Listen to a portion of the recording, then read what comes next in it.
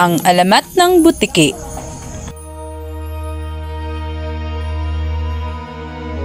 Nagdadalang tao si Marina nang mamatay ang asawa. Ilang buwan makaraan ay nagsilang siya ng isang sanggol na lalaki. Tinatawag niya ito sa pangalang Iking. Ito ang kanyang sinabi sa kanyang anak. Ang gwapo-gwapo naman ang anak ko.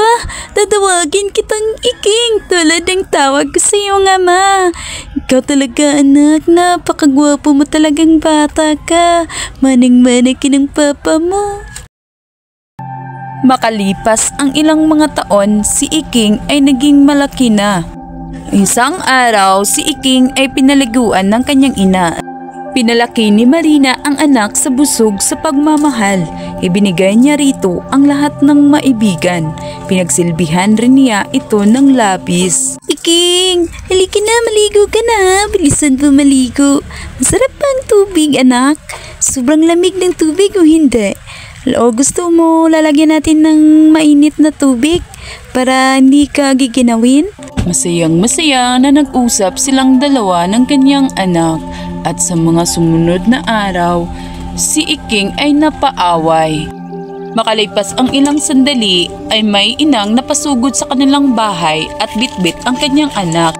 Ang sobrang pagpapalayaw ay hindi nagdulot ng maganda.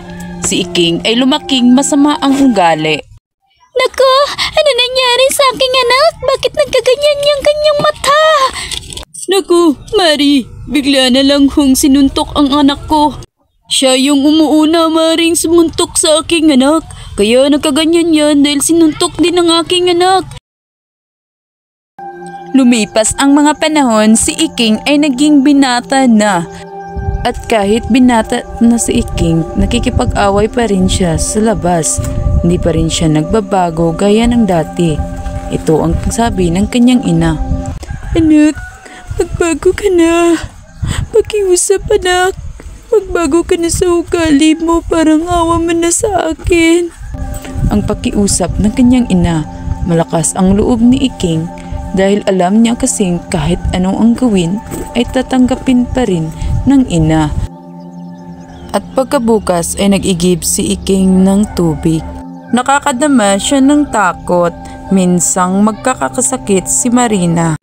Paano na ako kung wala na kaya si inay? Naisip niya matapos ang pangyayaring iyon ay nagbago ang binata at natuwa naman si Marina sa pinagbabago ng kanyang anak.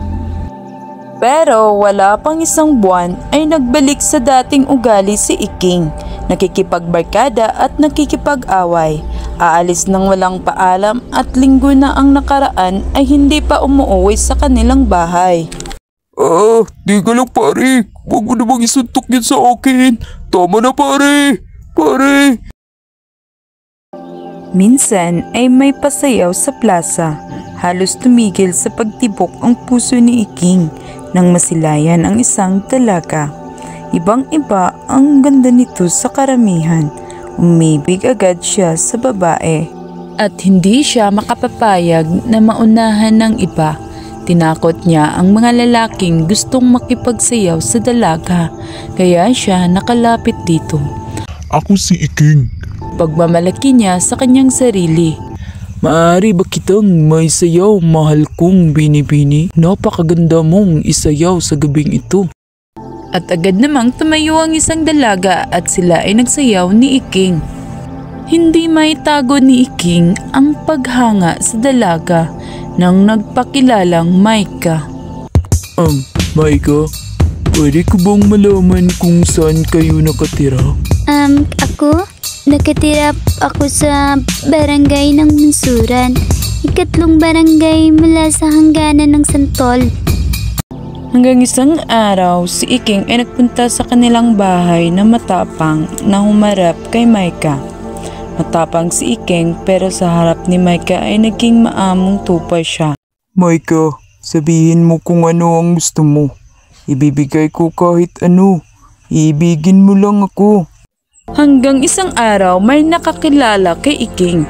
Ikinukwento nito sa mga magulang ni Micah ang pagkatao ng binata. Pinagtapat ng dalaga sa ama't ina na wala itong pagtingin sa binata, kaya walang dapat ipag-alala. Naku po, wag niyo pong pagnobyuhin yan yung anak niyo kay Iking. Marami po yung mga atraso sa iba't ibang barangay. Nakikipagsuntukan po yan. Naku, wag na wag po. Sigurado pong kawawa ang anak niyo. Nako, maraming salamat iha sa impormasyon mo. Mabuti na lang nalaman namin sa iyo ang impormasyon na ito. Muntikan nang magkanobyo silang dalawa. Maraming salamat iha.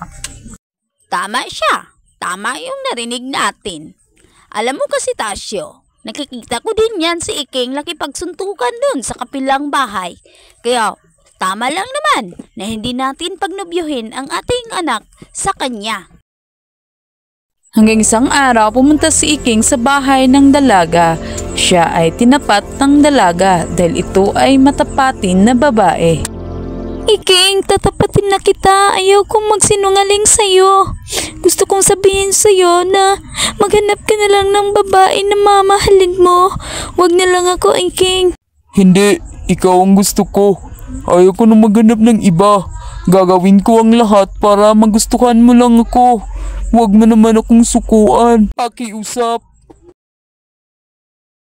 At pagkakinabukasan, matapos magpunta si Iking sa bahay ng isang dalaga, naging malungkutin si Iking. Napansin ni Marina ang ikinikilos ng anak. Nag-alala ito. Anak, ano ba nangyari sa'yo? Marami pong kanin dito, oh. Kailangan maubos natin to. Kumain ka pa, anak.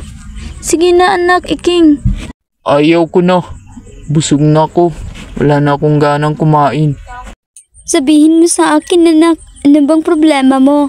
Baka makatulong ako. Wala kayong may tutulong. Wala kayong magagawa. Alam mo, Marta, nagtataka talaga ako sa anak. Anong problema niya? Tinatanong ko naman sa kanya kung anong problema. Sasabihin lang niya, wala daw akong magagawa, wala akong may tutulong. May alam ka ba tungkol sa problema ng anak ko? Aba, Mari, siguro may problema yan sa pag-ibig. Dahil nakita ko yan si Iking pumupunta sa bahay niya na Micah. Naku, parang magjowa na nga sila. Baka may problema sila, Mari. Try mo kayang kausapin si Micah. Di ko yan alam, Mari. Baka nga, yan ang problema nila. Try ko nga kausapin ngayon si Micah. Micah, pakiusap. Mahal ka ng aking anak. Sabihin mo sa akin kung paano mo siya matutuhang mahalin. Paumanhin po, Aling Marina. May mahal na po akong iba. Patawad po. Umuwing malungkot si Marina. Wala siyang nagawang solusyon sa problema ni Iking. Naawa siya sa anak. Hindi masabi ni Marina kay Iking na tigilan na ang panunuyo kay Micah. Hindi niya masabing wala itong aasahan. Nakabihis na naman si Iking dahil pupuntahan na naman niya ang dalaga. Hindi niya titigilan hanggang hindi na pa-oo ang dalaga. Anak, Iking, mag-iingat ka, anak. Sige po, Nay. Maraming salamat po sa pag-alala. Pupuntahan ko po muna si Micah. Nang makarating si Iking sa bahay nila Micah, umisip ng paraan si Micah upang tigilan ni Iking ang panliligaw sa kanya. Naisip niyang hingian ito ng isang bagay na imposibleng maibigay. May isang bagay lang akong hihilingin sa'yo. Kung maibibigay mo ito, magpapakasal ako sa'yo. Ano yun, Micah? Gagawin ko ang lahat para lang mapauo ka sa akin. Kung ganun, ibigay mo sa akin ang puso ng iyong ina. Seryosong sabi ng dalaga kay Iking. Baliw sa pag-ibig si Iking. Noon din ay umuwi siya. Dumidiretso siya sa kusina. Naghanap siya ng matalas na kutsilyo.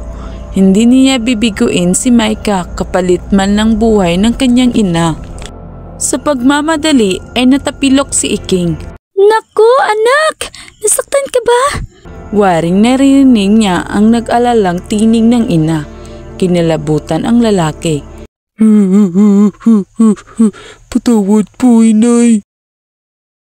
Biglang sumama ang panahon. Matapos iyon ay hindi na nakita si Iking. Isang maliit na hayop na humahalik sa lupa ang nakita sa kinadapaan niya. Pinaniniwalaang siya ang maliit na hayop. Nang lumaon ay tinawag na butiki. Hanggang dito na lang ang ating kwento sa araw na ito. Maraming salamat sa panonood. Sana'y nagustuhan nyo ang ating kwento sa araw na ito. Huwag nyong kalimutang i-click ang bell at i-subscribe para palagi kayong updated sa susunod na kwento na i-upload namin dito sa aming YouTube channel. Maraming salamat po again and God bless everyone. See you next story. Bye!